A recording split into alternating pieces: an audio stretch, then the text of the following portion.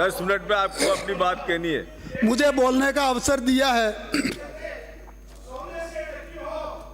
माननीय सभापति महोदय, मेरा सौभाग्य है कि मुझे मेरे जीवन में पहली बार इस लोकतंत्र के मंदिर में बजट पर अपनी बात रखने का आपने मौका दिया।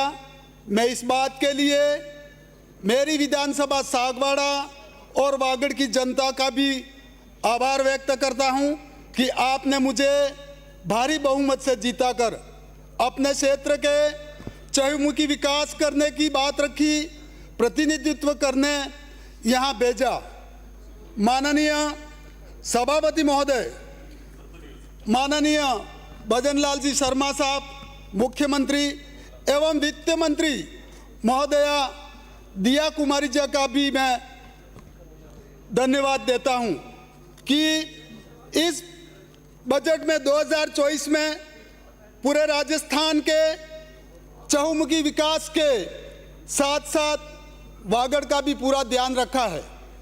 राजस्थान में पिछले समय भर्तियों के नाम पर जो अनियमितताएं हुई है वो बात कोई छिपी हुई नहीं है।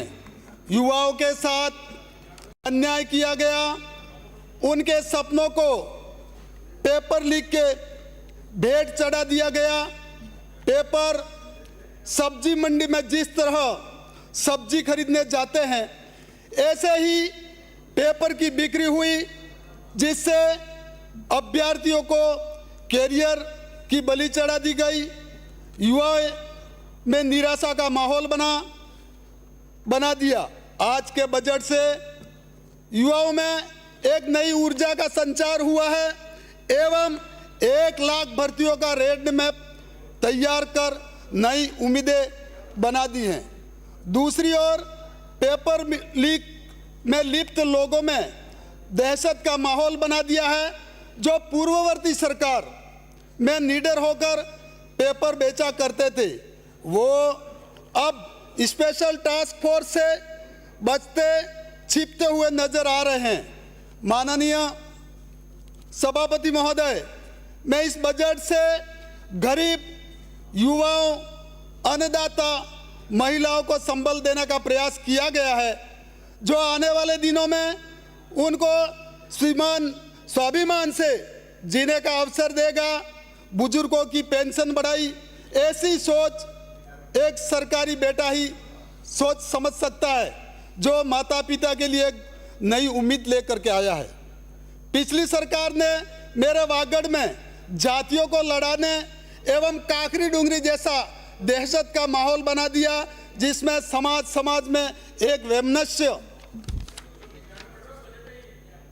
बढ़ाया और मेरे आदिवासी बच्चों को मुकदमे दर्ज कराकर 1201 बच्चों पर मुकदमे दर्ज हुए। वो आज न्याय की भीख मांग रहे हैं। इनके जीवन को बर्बाद कर दिया। माननीय सभापति महोदय, इस बजट से मेरे वागड़ को सोम कमलांबा डैम से सिंचाई एवं पेयजल हेतु नहर का पानी मिला। 24 घंटे बिजली हेतु 220 केवी GSS मिला। इसके अलावा कई सौगातें मिली है। ऐसा बजट विजनरी व्यक्ति जो सोच सकता है, जो विकसित भारत के साथ साथ विकसित राजस्थान को बनाने का सपना देखता है। इसलिए मोदी जी कहते हैं यही समय है, सही समय है। इसी पर शायर सुखबीर सिंह ने कहा है कि इस उम्मीद पर तो काट ली ये मुश्किलें हमने, अब इसके बाद तो ये शायद आसानी में रहता हो।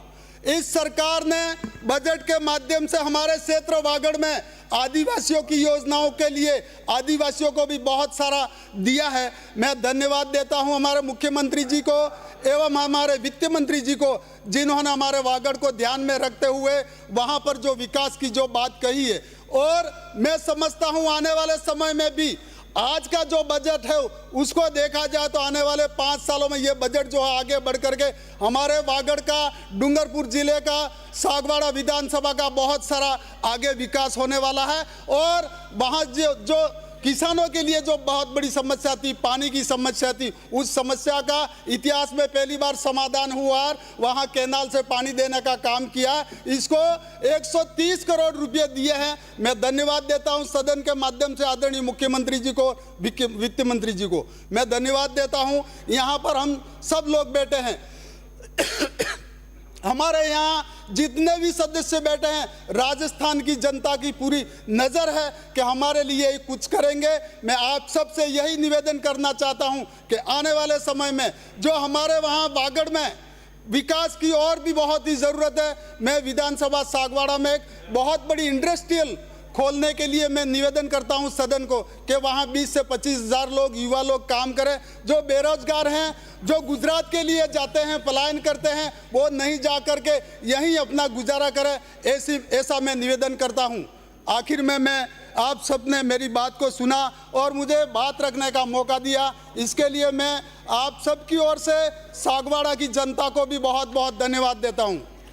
श्रीमती इंदिरा 5 मिनट